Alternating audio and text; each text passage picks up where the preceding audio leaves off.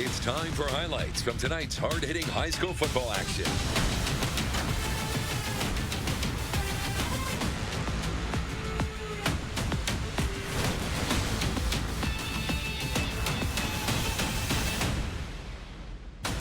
Sports Extra starts now. Sponsored by New West Sports Medicine and Orthopedic Surgery. Welcome into another week of Sports Extra. Boy, how good is it to be back? We're so back. We've got high school football. We got the Husker game going on, Trey. Yeah, so you got Husker football, Illinois, they're taking on Illinois. You got Nebraska volleyball too, but I think there's nothing better, Darren, than having a ranked matchup right here in central Nebraska. Kearney and Omaha West Side? Yeah, you can't go wrong with that. Top ranked matchup, top team in the state, defending state champions, Omaha West Side, taking on 6-0 the Bearcats, a team that continues to impress on both sides of the field. Out to Kearney where the Warriors are ready to battle of unbeatens, but the Warriors dominated throughout. 7-0 up already, and Jamaz Ross with the handoff. He gets to the outside. He takes down for first down and more. 2 plays later, it's Ross going to the other side as he finds Pater, as Westside is up 14-0, and we're only 2 minutes into the game, Trey. But Bearcats, they're trying to get some offense going, but the Warriors' defense is allowing just 4 points per game, and the big reason, R.J. Eckert, the senior, he's going to pick up the sack. Ensuing Warriors drive is Anthony Rizak dropping back. He throws a dime in stride to Christian Jones, who takes this one to the house. 64-0 touchdown, or 64-yard play. 3 offensive plays, 3 touchdowns. Man. Westside is good, but they were just getting warmed up. As Rizak, he rolls to his right. He finds a wide open Trevor Spady for the touchdown, as Westside goes on to beat Kearney. Pretty good. Yep. 56-0. Well, there are 3 guarantees in life: death, taxes, and NTV being at Adams Central. Yes. Why? Because the Patriots are that good. 6-0, allowing 6 points per game.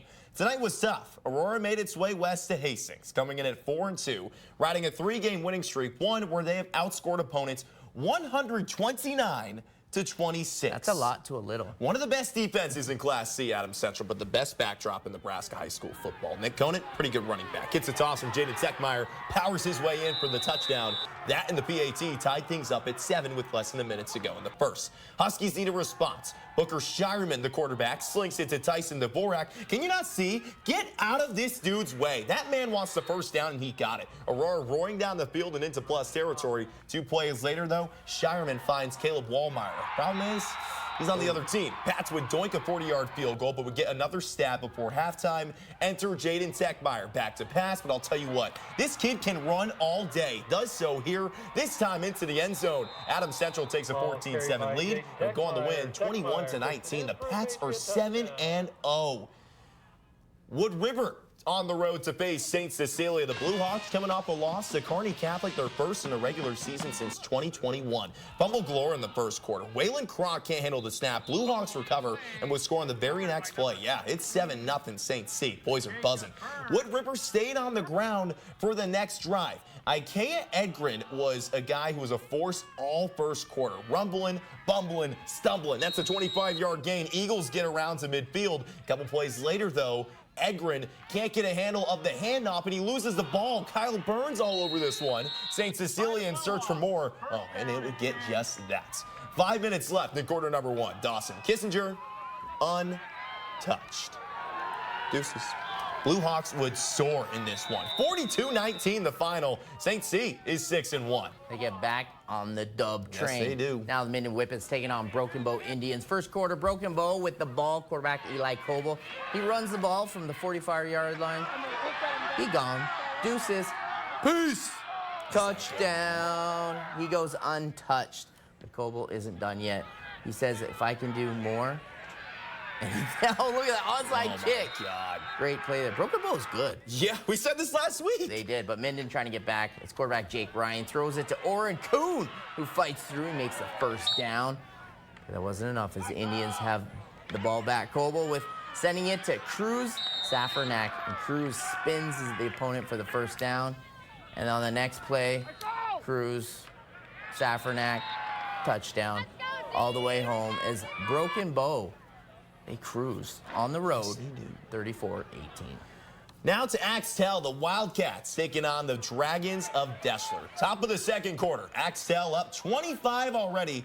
Dominic DeJong kicks the ball to Elijah Bergstrom. A little punt here onto the 12-yard line where he's going to pick this thing up and not just take it to the 30, not just take it to the 40, not take it to midfield, all the way to the house. Neck collar gang, stand up. Let's go. Look at that shooting. He is goners. Wildcats still on fire, though. Noah Brandstad gets it off to Jake Halverson.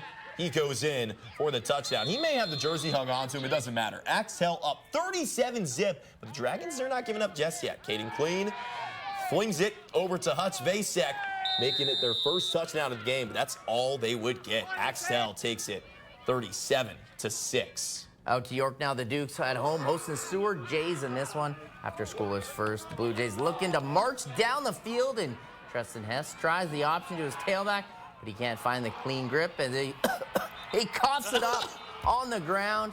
They take over at midfield. Same possession. Dukes now. They are third down at the goal line. They need a score, and Emmett Dirk says, all right, let's do that. He finds Emmanuel Jensen, who grabs it. Dukes go up 7-0 after the extra point. Seward, they're going to come back with a pick, but went 3 and out. So the Dukes with 19 seconds left looking to score, and Dirk says, I'll do it myself, as he's able to wiggle past the defenders into the end zone.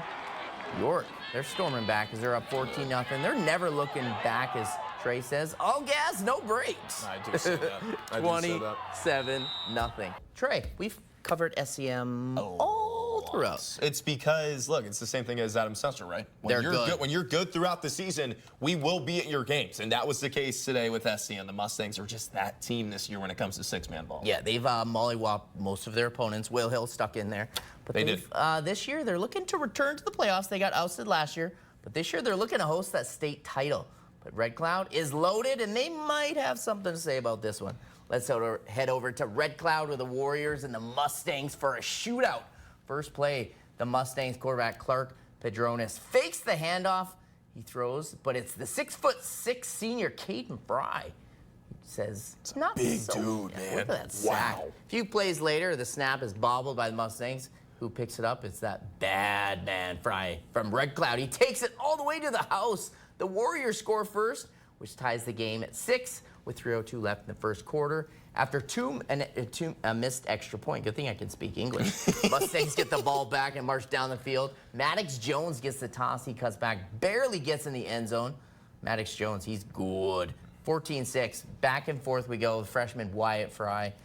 He gets the snap, and he throws it. He decides to run, and he could go all the way. Yes, he does. Oh, he does. Touchdown, but a flag. We've got a holding. But the touchdown would stand. Psych, it was defensive holding.